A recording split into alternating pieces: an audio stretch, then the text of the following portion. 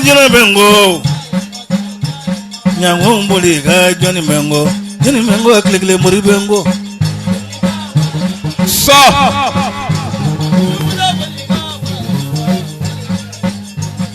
Muri Mbulika eka Bengo. Muri Mbulika eka Bengo. Ka Bengo amidu so Bengo.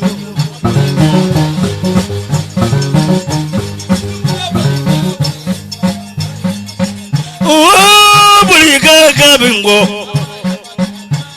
Nyango Mbulika so Bengo. So Bengo aklikle muri Bengo.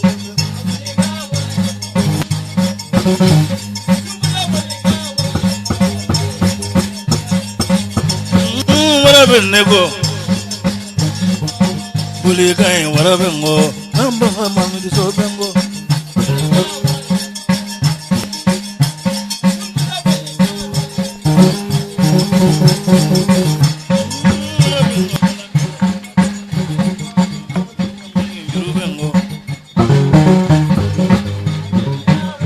So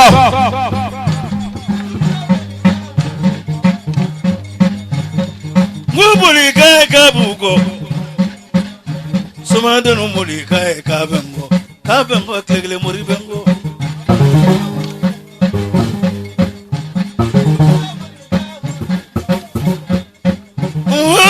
Mbulika eka Bengo Muridan Mbulika eka Bugo Ka Bugo aklikle muri Bengo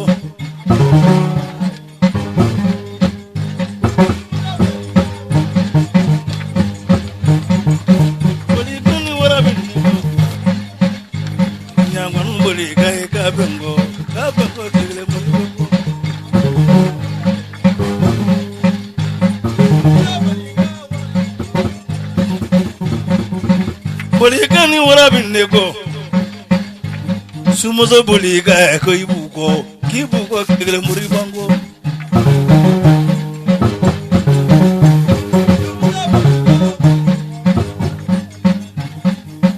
Asande wara Bengo Muri Mbulika Kibugo Kibugo aklikle muri Bengo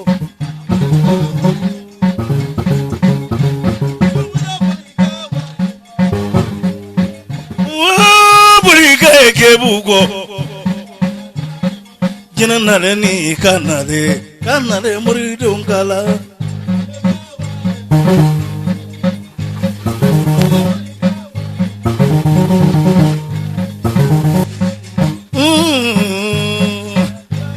Sumozo Mbulika wara Bengo Bengo aklikle muri Bengo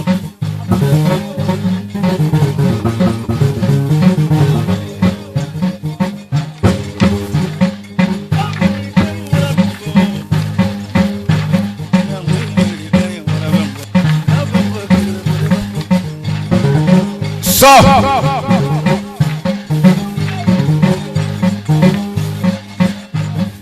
Soma Mbulika eka Bengo Somada Mbulika eka Bengo Ka Bengo aklikle muri Bengo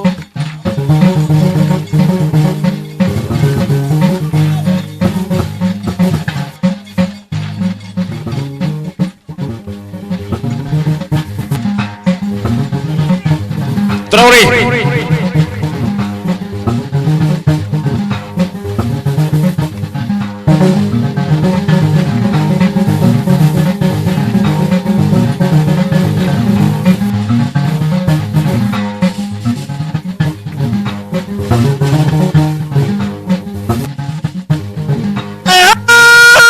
Nasini kungemo jamiroso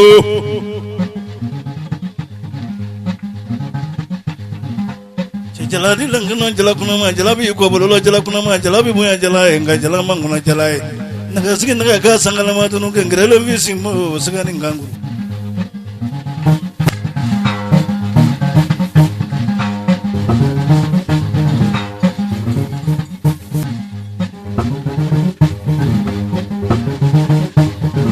Wili bilo chebararo ngando mane la nyamule ga naga kle muri wele So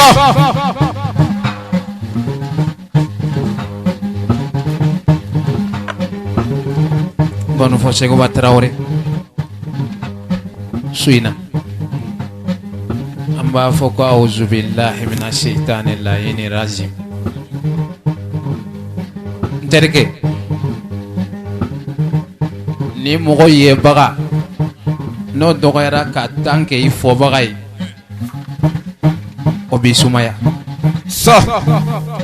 Ni terikɛ jɔlen ye bi ko Amidu sumana, i b'a dɔn k'a fɔ ko mɔgɔ yebaga de ka ca mais i dɔnbaga man ca tuguni quoi.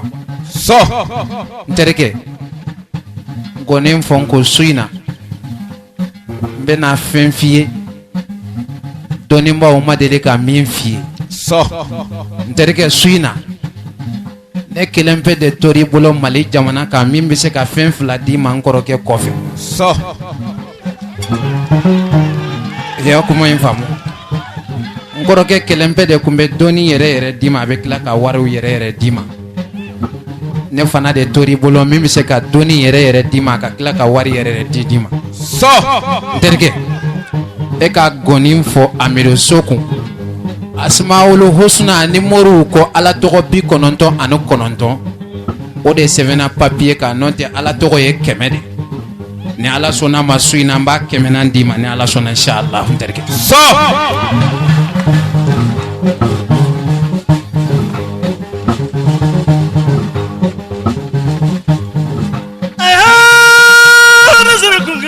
Amidu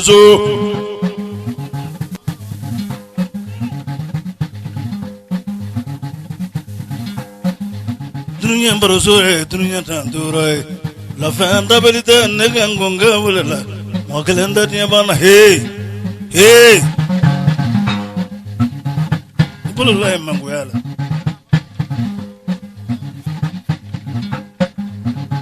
nanya kambe ngone vororo bala vororo tere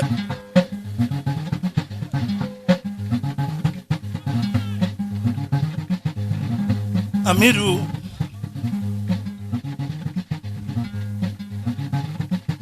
nakan ngani min variyate abe mire jona babu malo bali bo salengo awde min nyina fimbo suma njuguni ne ma fe na ngo ka jom horo ngo karadu ka kaba mo ngo karadu jiana le kibi munga kibi mufo keta yera fota yera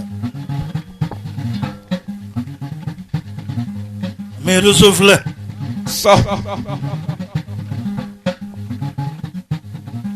Morige minna le morige unyamajo Nara netu moride di tabla Mamaru jabi salengo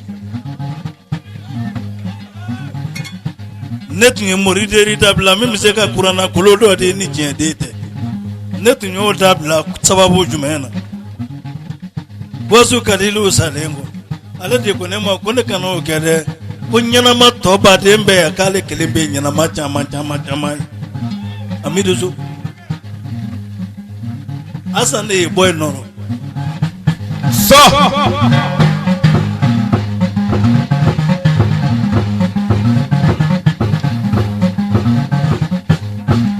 Sekuba me Amidu so jansan ba flala Sekuba goni fo akwa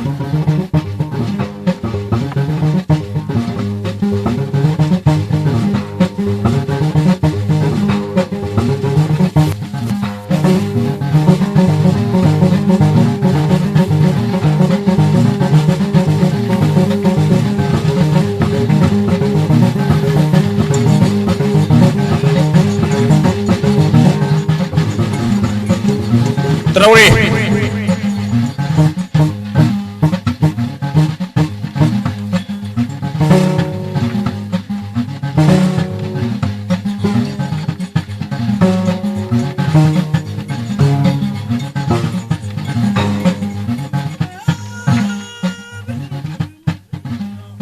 Terike, ne de y'a f'i ye ko Asmaul Husna tɔgɔ 99 tɛ dɛ, tɔgɔ 100 de don. N'i ye tɔgɔ 100 in don, Ala ye diɲɛ gɛlɛya harami kan. Tɔgɔ 100 in b'a jansa sisan sefa 100,000 jɔlen. I y'a faamu. sefa wa kɛmɛ jɔlen sisan o ye Asmaul Husna o tɔgɔ kɛmɛ min ne y'a f'i ye n ko a dafalen tɔgɔ kɛmɛ de o tɔgɔ kɛmɛ in jansa o de ye wa kɛmɛ sisan e ka nkɔni fa ka taa ɲɛfɛ. Stop.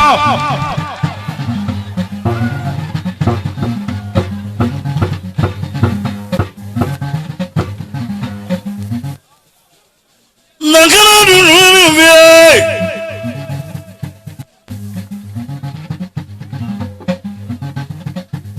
Nangana dunu vie.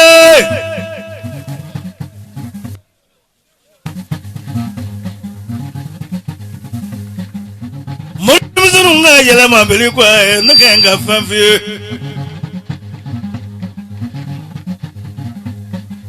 Terikɛ. N'i ye ne sɔn o la o bi sɔn ka kɛ n ka retraite dafalen Mamadu jaabi kɔfɛ kɔni Traoré. Amidu i ni su nka ne ɲagalen fɛn min nɔ fɛn b'a sama nɔ ye Baza n terikɛ n bɛ n kale alikuranɛ la ni ne ye ne bɛ kasi Stop. munna cɛŋana de bɛ ɲini ka dɔgɔya terikɛ o de ye ne fari faga 150,000 sefa 150,000 n b'o la sisan terikɛ. Stop. n terikɛ e ka juru fɔ i terikɛ kunbali e ka juru fɔ.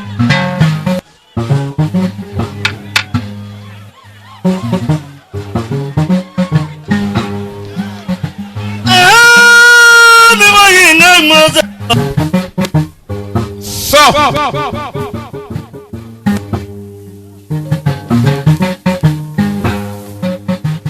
nangi kanu kɛ wele ka bɔ Segu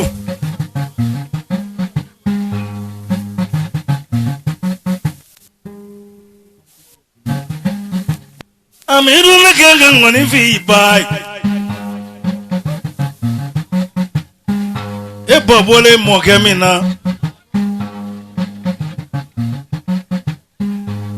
a t'a to la k'o k'ala bi hɛrɛ k'ale mɔden bɛɛ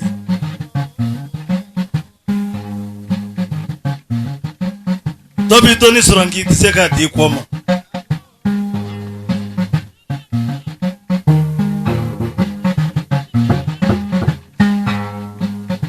Amidu ne kɛ ka fana f'i ye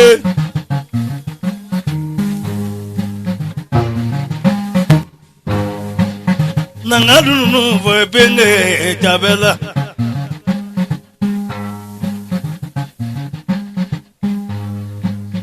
a ko nin ye n balimamuso de ye ne de b'i woloden d'a ma ka di wuli ka na mɛn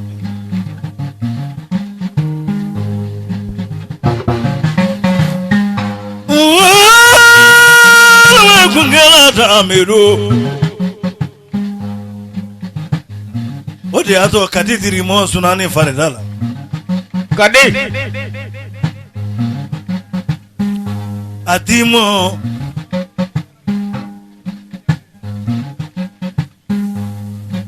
fo kana san jɔyɔrɔ in ma k'a dafa muso wɛrɛ la Umu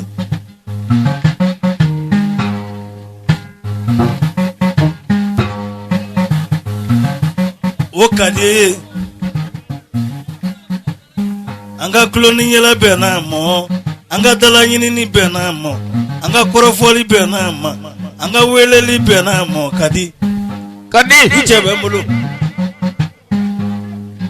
n'an ka maroɲɔgɔn da wele Umu dili furulen kana fara a kan o m'a to a y'a ba i baarɔ dɛ a ma ba i denw na ko ale dir'e ma ko kelenya do dɔgɔni kɔrɔya do n'an k'i wele Asande n'i ye ne sɔn kuranna kɔnɔ kuranna ka di ye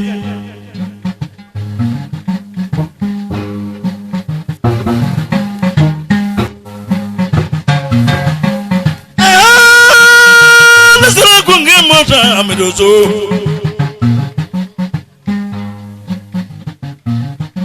tono duguru nyale demuso fola furudo Mamadou Jabi bora ne bara akose uba ngonam plasra dala nya blaka mobile dala ay pape fitini do bon nga dina mo ko tabaraka la zebi adal muloko wa huwa ala kulli shay kabir Traoré kone mi fle kam mashi baba buna dama de ko aboge ma fanga be wardi ma de asabe gadi de ma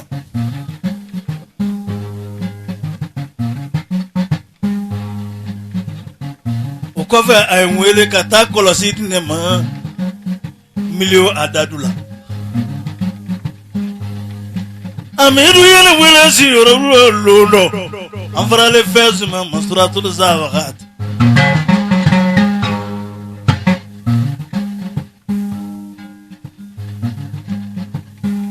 ba asande so ni karan nyote bala awno nga ni maka ya mafango saje ya ngorongo hulu nyonde e babole kulo mino kulo langulo ndai terke donimba utara ka donimba to min to ikofe ode ne so terke ne amiru so ne be nyana fimbo fen flala be nyana fimbo donimba ula be nyana fimbo demsenuna kele ye kuma infamu terke na e minja o ko fo iterke ma mais aye minja o sira flaka nebe na minja nebe chesima china jamana ingono ninyi kale ikele kila kalo woro ka desila amadeli kake kele chew bene donde so nterke mogo munum bengo ubenga kele do ninga kele wulila nga dabla tala ode nyementi baka mogo ma so million kele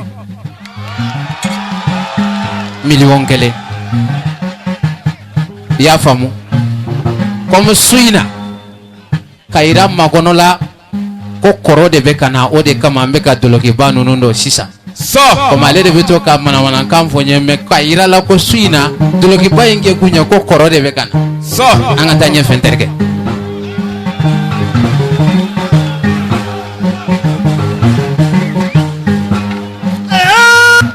maraza boga jebeta memraza ne vi bay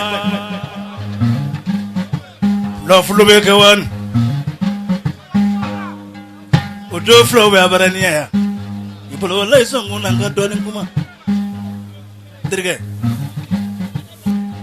to kundige kunye kuna baraka do ko koduma to be kofe Traoré ne jere mo kana wara tibele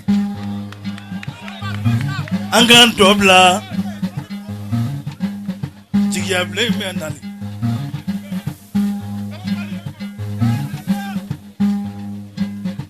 jibeli ne kanyema ngeya avion ta ya andora avion ngele ngona kata bija kati joy kiti kweshi wa ma kweshi so badala ikoroya finansi krefe anye janjo ke ma kweshi janyo no lolo odo ambe jeli bugu kuro finani jeli bugu tanjela ye fadon kuna wolo yi imachi anye janyo ke lafia bugu shaba trano lomi apare ka fatirile wa kemala ngati ne konoma okera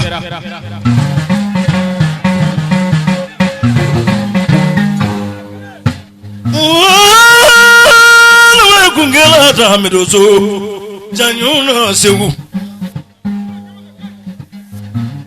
ye bolotu e bob amasra la net amiru nabi wefe terke kanu bagaw de bena munu nyene kanu unina so sego maru tembeli a jolem flen terke de do so sego maru tembeli e terke de do temeli Alassane Kabore Côte d'Ivoire jamana kan n terikɛ an ka kalanden don Kabore. a y'an présenté Côte d'Ivoire ka caya an jigi wuci Côte d'Ivoire o Côte d'Ivoire a bɛ jinɛ bɔ an ye an bɛna Mali la n terikɛ ji bɛ boli a sira kɔrɔ de fɛ toujours a t'o dabila a t'o bila Tiens. les savants tɛ so lion jiginna n terikɛ ala y'anw sɔn dɛ So. hakili la ne e ye Segu Makan mon dɔgɔla Konde an de ye mobili ta Segu ka taa Kuɲana ka taa lion su da dugu ma n'o ye les savants ye Berthe. ni ne ma les savants jansa bi nkɔni bɛ tigɛ ne la So. n terikɛ n ye Gawusu Kalilu Berthe jansa suke la pas suke jɛma n terikɛ k'a fara miliyɔn 1 kan So. sini ye dimanche ye ni ala sɔnna a ma sini kirike de bɛ n bolo n bɛ taa Segu jamana kan parce que kɛlɛkɛbolo de bɛ n bolo ni ala ye mardi yira n na i bɛna suke jɛma minɛ o ye les savants jansa ye k'a k'i da k'i sumaya n'ala sɔnna ma inshallah n terikɛ So.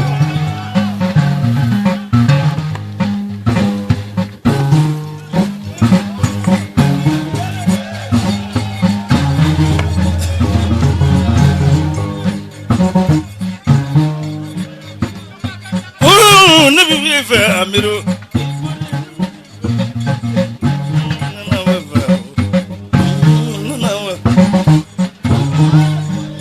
Traoré.